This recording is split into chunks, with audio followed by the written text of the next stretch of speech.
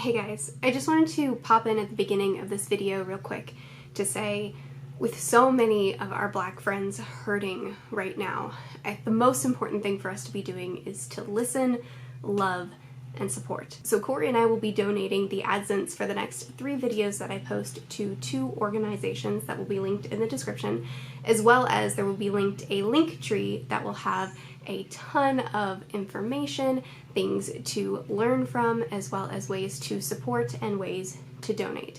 I'm also posting on Instagram the nonfiction books that I've been reading and list to more nonfiction books that we can be reading right now, all in the description. I'm posting this clip at the beginning of each of the videos, so if you've already seen it before, just hit skip a couple of times. All these videos are pre-recorded, but I am going to just pop this little clip at the beginning of each video in case anybody misses it, just to help spread information, give people resources to look at. But I just wanted to pop in to remind people to take a beat, listen, and show each other love.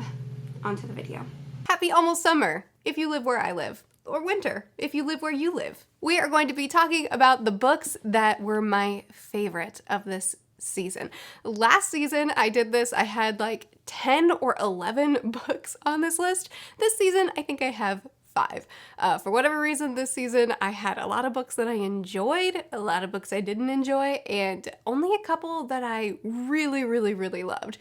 So we're going to talk about those ones. I actually only have 2 5-star books on this list, and then the rest are 4 stars that are above the other 4 stars, like really great 4-star, but still not quite a 5. That's sad. I feel a little bit sad about that. But books that I absolutely loved this season, the first one that I finished this season that was amazing is Jurassic Park. Jurassic Park is a movie that I grew up watching, really loved, never knew it was based on a novel. Then I found out, bought the novel, read the novel, loved it so much. It's one of my new favorite books. It's amazing.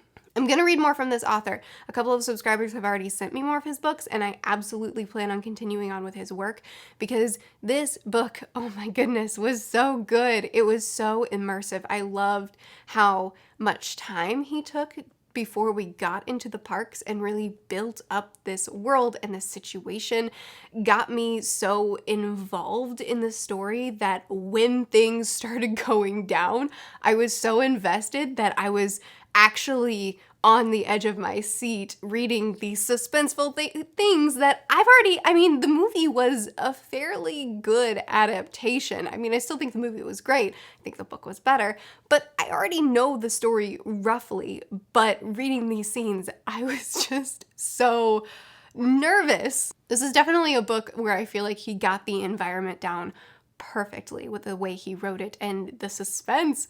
I loved it. I loved this book so much. Highly recommend it for anyone that hasn't read it yet. Next book on my list was Northanger Abbey. So I went on a bit of a Jane Austen binge recently, and I read through the rest of the books that I hadn't read yet. So I had already read Pride and Prejudice and Emma, which are 2 of my favorites of hers. So I was reading some of her less massively popular works, and I think of those, I think Northanger Abbey was probably my favorite. I don't actually know. That's a really tough call, but this is the one I grabbed for the video.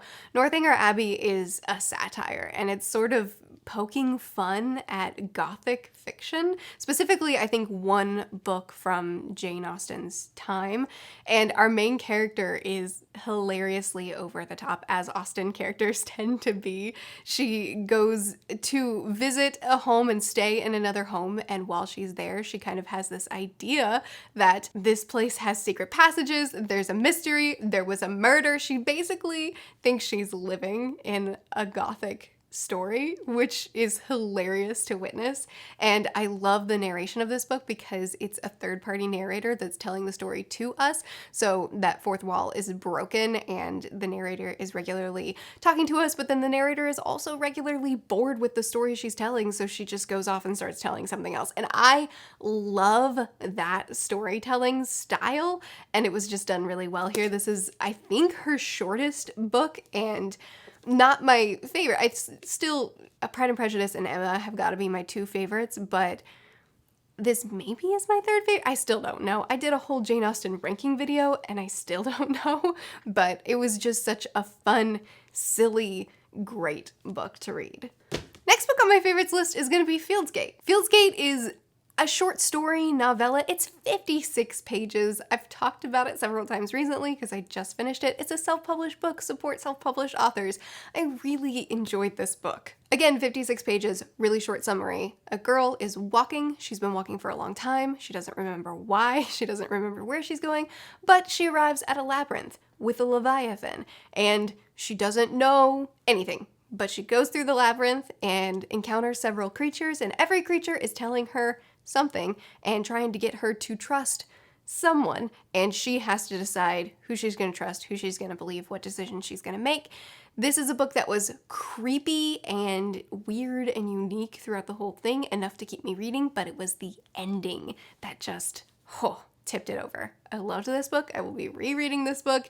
It was great, and I definitely want more people to read it so I can talk to them about it. Next on my list is going to be Wheel of Time book 12. So I finished the Wheel of Time series this month. I finished book 14, but that's not the one I'm going to talk about because book 12 was my favorite of the final books. It's a 14-book series, so I obviously can't tell you much about book 12, but Wheel of Time is a series that I recently completed. There's a spoiler-free review right there if you haven't watched it and you want to know my overall spoiler-free thoughts on the series.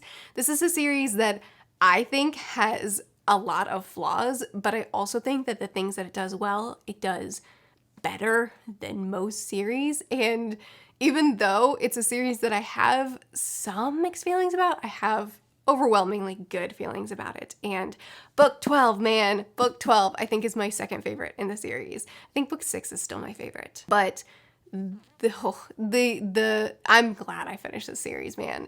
There were times I had to push myself to finish it, but the payoff. And finally, we're already at the end. The last book on this list is going to be The Promise. So I recently watched through the Avatar: The Last Airbender series, and it was amazing. It is my new favorite thing. It's my new favorite thing, and I am dying for more content.